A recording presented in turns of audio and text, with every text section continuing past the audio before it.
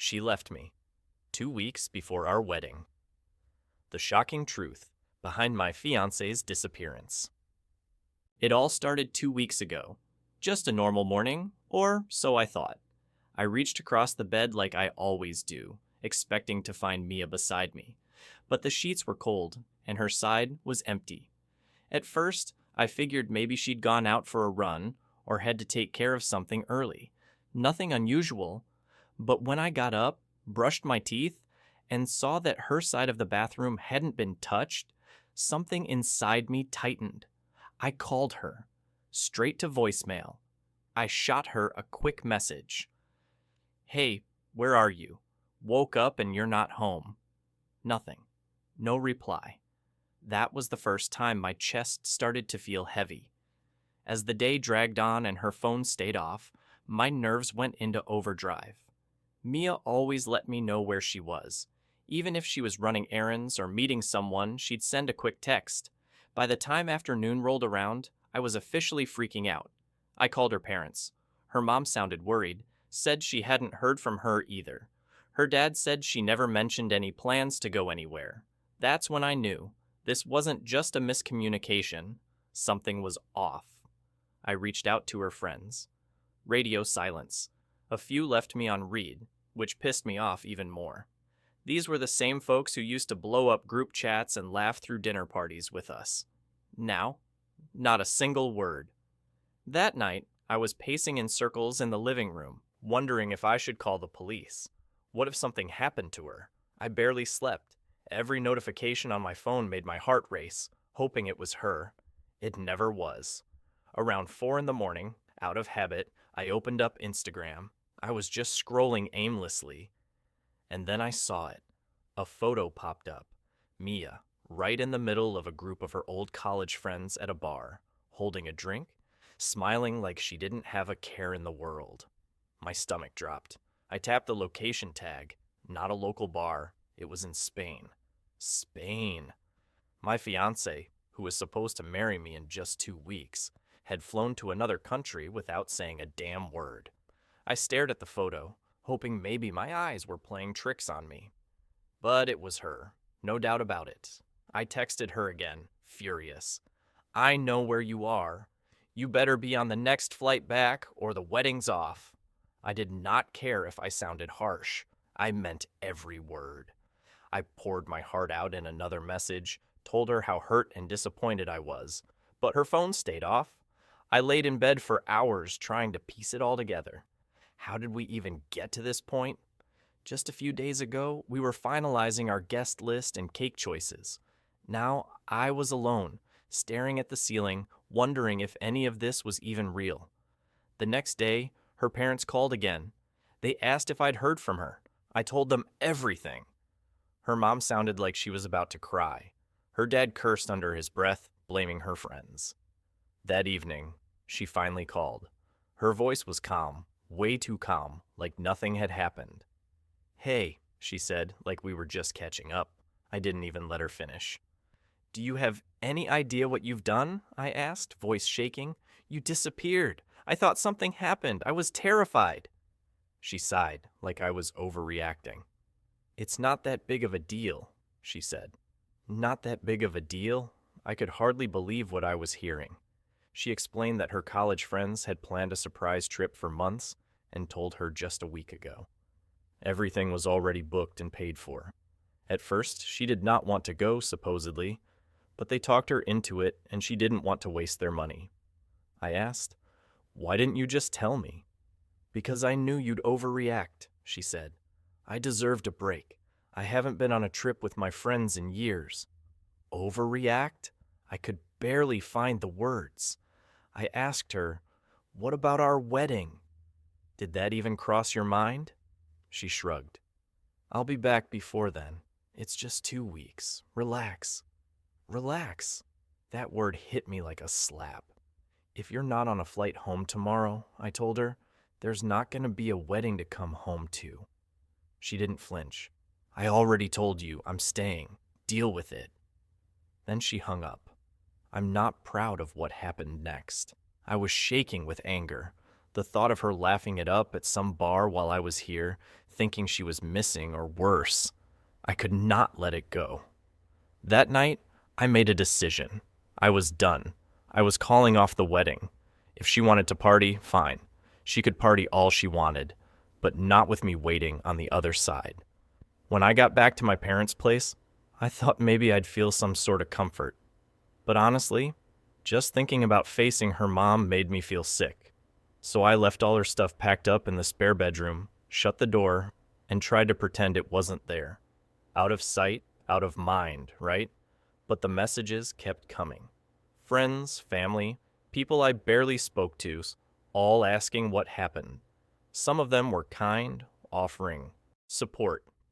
Messages like, "I'm really sorry you're going through this," or, "If there's anything I can do, let me know." I appreciated those, but not everyone was so understanding. A few mutual friends started criticizing me. One even wrote, "She really canceled the wedding over that?" Another added, "She didn't cheat, she just took a vacation with her friends. Don't you think you're overreacting?" That word, overreacting, it kept popping up, and every time I saw it, I got more angry, because I wasn't. This wasn't about the trip itself, it was about how she went about it. She didn't just book a last-minute getaway, she disappeared, ignored all my calls, left my texts on read, and when I finally figured out where she was, she acted like I was the problem, like I was being unreasonable. But come on, she knew exactly what she was doing. I replied to one of those friends who wouldn't let it go. Told them straight, she made her choice. Now she has to live with it. Her parents wouldn't stop calling, every day for a week. Her mom kept saying, "She's heartbroken. She knows she made a mistake." Then her dad tried playing the guilt card. "You've been together 6 years. You're really going to throw that away over one mistake?" That line stuck with me. One mistake. But was it really just one? Or was it a sign of something deeper? I couldn't stop thinking about what she told me on the phone, how she felt like she needed more life experiences before settling down, like she already regretted the life we were building together. I couldn't forget that. Eventually, my own parents got pulled into it. I'm not sure if Mia's family reached out to them or if word just spread, but one night I got a text from my mom saying we needed to talk. When I called her back, she went straight to the point. "What's going on?" "Why is the wedding off?" I tried explaining, but she didn't seem to get it. Kept asking why I couldn't just forgive and move forward. "People mess up," she said. "You're not perfect either." That hit hard. I never claimed to be perfect. But this wasn't about forgetting to take out the trash. This was my fiancé vanishing on me, 2 weeks before the wedding, to party in another country. "It's not just the trip," I said. "It's the way she handled it. She didn't respect me. She didn't respect us." Mom sighed. "I just think you're making a mistake." That was the end of the conversation. The real breaking point came a few days later when Mia's friends emailed me. Not a message on social media. An actual email. I guess they figured I'd blocked them everywhere else. It started with some weak apology. "Tom, we're sorry things ended up like this," they wrote. "We didn't mean for it to go so far." But as I read on, it was clear they weren't really sorry. Not for what they did. They were trying to blame me. "She was looking forward to the trip," they said. "She's been stressed out about the wedding. We just thought it would help her unwind. We didn't expect you to react like this." React like this? Like I was the one at fault for being upset? Then they admitted they encouraged her to ignore me, told her not to worry about my messages. "We thought you'd cool off once she got back." Cool off? They thought I'd just calm down while they were across the globe partying with my fiancé? I could not even finish the email. I deleted it and blocked the sender. By the end of the week, I was done. I texted Mia's parents and told them she could come by to get her stuff. I wasn't dropping it off, and I sure as hell wasn't going to be there for some emotional showdown. "Just tell her to come when I'm not home," I wrote. Her mom called right away, begging me to talk to her. "She's a mess," she said. "She's crying, not eating, not sleeping. She needs to see you." "She needed to see me before she got on that plane," I said. That shut her up. The next day, I got a text from Mia, the first one since she got back. "Can we talk? I just want to explain." But I didn't need an explanation. I knew enough already. "I'm sorry," I replied. "It's too late." She never answered. When she finally came to pick up her things, I thought I'd feel some kind of relief, like I could finally move on. But watching her dad carry box after box out to the car, I felt this deep, dull ache in my chest. This wasn't how things were supposed to end. We were supposed to grow old together, plan our future, build a life side by side. When they were done, her dad came up to me and shook my hand. "I'm sorry it ended this way," he said. "Me too," I told him. Mia didn't say a word. She just got in the car and left. That night, I sat alone in the apartment staring at the things she didn't take. Photos, notes, little souvenirs from trips we took. I couldn't bring myself to throw them out, not yet. So I shoved them into the back of the closet and shut the door. The days that followed were quiet, but not peaceful. The silence felt heavy, like the walls were pressing in on me. It was the first time in years I had no one to text, no one to call. Even checking social media felt like walking into a trap. Her face was everywhere. Some of her friends, the ones I had already blocked, found other ways to contact me. A few mutual friends who hadn't picked a side tried to play the middle. "She regrets it," they told me. "Just talk to her. One conversation." I told them what I told everyone else. "It's over. Please stop." But it didn't stop. People I thought were in my corner started turning on me. "You're being selfish," one friend messaged. "You've been with her for 6 years and you're throwing it all away over your ego." There it was again, ego. Like I was just being controlling, like I couldn't handle her having fun without me. But that wasn't it. This wasn't about controlling someone. It was about trust, respect. So I blocked that friend too. My parents kept bringing her up. Every time I spoke to them, it was the same thing. "You should talk to her," Mom said. "She's young. You both are." I can still remember the way she laughed when we first met in college. We stayed up for hours, talking about our dreams, about our future, about everything we were so certain about. We really thought we were meant to be. 6 years together, and now we were strangers. About 3 months after the breakup, I started seeing a therapist. It was a suggestion from a close friend who had stuck by me through it all. At first, I didn't think I needed therapy. "I'm fine," I told her. "I just need some time." But time wasn't making it better. Every time I thought I was moving on, something would pull me back. Whether it was a memory, a message from someone who didn't know we had split, or even a random song on the radio. It was draining. The first session was awkward. I didn't know where to start, so I just said it. I was supposed to get married, but I called it off. The therapist just nodded and asked me to explain. As I spoke, everything I'd been bottling up, anger, confusion, guilt, came pouring out. By the time the session ended, I felt exhausted, like I had just run a marathon. Therapy didn't fix everything overnight, but it helped me unpack a lot of things I hadn't even realized I was holding on to. Through therapy, I started to understand that my anger wasn't just about the breakup. It went deeper than that.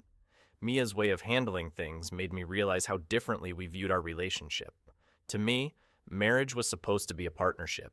To her, it seemed like something she was doing because it was expected, not something she truly wanted.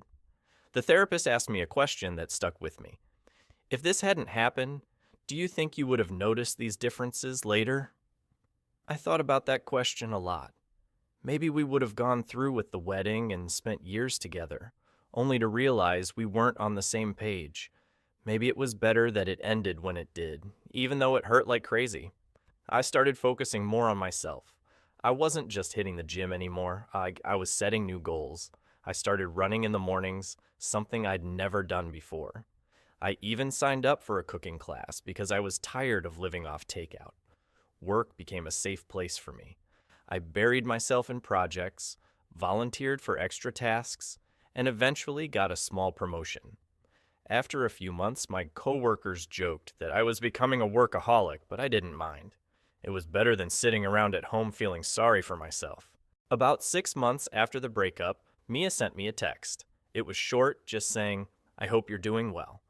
I stared at it for a long time, not sure how to respond. Part of me wanted to ignore it, but another part of me wanted to acknowledge what we had been.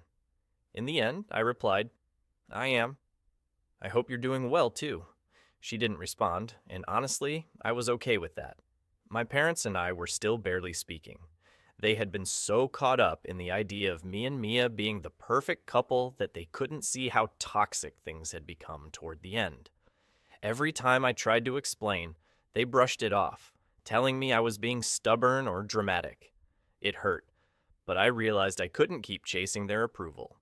So I started spending holidays with friends instead of family, and it honestly felt better that way. A year after the wedding that never happened, I realized I felt lighter. Not necessarily happy, but no longer weighed down by the past. I wasn't angry anymore. I didn't keep replaying our conversations in my head or wondering if I'd made the right decision. I saw Mia one more time at a mutual friend's wedding. She was there with someone new, and so was I. We exchanged polite smiles from across the room, but neither of us made a move to talk to the other. Later that night, as I danced with my date, I realized something. I wasn't sad, I wasn't jealous, I didn't feel anything. It was over. Looking back now, I can honestly say that canceling the wedding was the best decision I've ever made. It was painful, messy, and gut-wrenching, but it forced me to face things I might have ignored otherwise. Over the past year, I've learned so much about myself. I've learned how to set boundaries and stand up for what I need in a relationship. I've learned that it's okay to walk away from something, even after years of investment, if it no longer serves you. Most importantly, I've learned that sometimes letting go is the only way to move forward.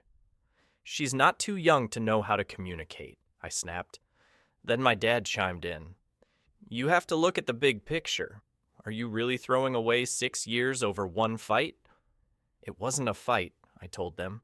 "It was a decision. She chose to leave." They just didn't get it. Maybe they never would. The final straw came a week later when I stopped by their place to pick up some old stuff. Mom cornered me in the kitchen. "She's been calling us," she said. "She's heartbroken. Do you not think you should hear her out?" "No, Mom," I said, trying to stay calm. "She's a good person," she kept going. "She just got caught up in the moment. It doesn't mean she doesn't love you." That was it. I lost it. "If she loved me, she wouldn't have done this," I said. "End of story." She looked like I slapped her. Didn't say anything after that. I knew right then things between us weren't going to be the same. Not long after, Mia's college friends tried again, texting me from a new number. "We're really sorry about what happened," the message read. "We never meant for things to get so bad." I didn't respond. They had already made their choice when they told her to ignore me and fly off to Spain. Their apologies meant nothing now. Still, the texts kept coming. "She's miserable without you," one of them said.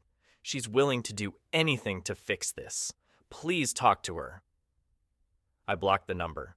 Truth is, I wanted to move on. I wanted to wake up one day and not feel like my life had just collapsed. But every time I took a step forward, someone would drag me right back into the wreckage. Mutual friends, her family, even strangers. The only thing that helped was work. I started working long hours, picking up every shift I could, staying late, staying busy. It wore me out, but it helped. I also started hitting the gym, not to glow up or whatever, just to get out of the house. At first it was just to fill the hours, but after a while it became routine. It gave me something to focus on. About 2 weeks after she picked up her stuff, her dad texted me again. "She'd really like to talk to you. Just one conversation. For closure. That word actually made me laugh. She didn't care about closure when she left. She did not care when she ignored my messages and told me to just deal with it. Now she wanted closure? I never replied. A month later, I ran into her by accident at a coffee shop. I hadn't seen her since the day she came for her things. She was sitting near the window, staring at her phone. She looked tired, older somehow. I froze. Part of me wanted to walk right back out before she noticed, but before I could move, she looked up. Our eyes met. For a second, time just stopped. She gave me a small wave. I hesitated, then walked over. "Hi," she said softly. We stood there awkwardly until she gestured to the seat across from her. "Want to sit?" I did. We didn't talk about the wedding, or the trip, or any of it. We just made small talk. She told me about her new job. I told her about mine. It was polite, distant. Like two people catching up, not like two people who almost got married. When I left, I felt empty. Not sad, just hollow. That meeting made me realize something. I was never going to get the kind of closure I wanted. Not from her, not from anyone. The only way to move on was to accept that sometimes things do not make sense, and some wounds never heal quite right. So that is what I have been trying to do.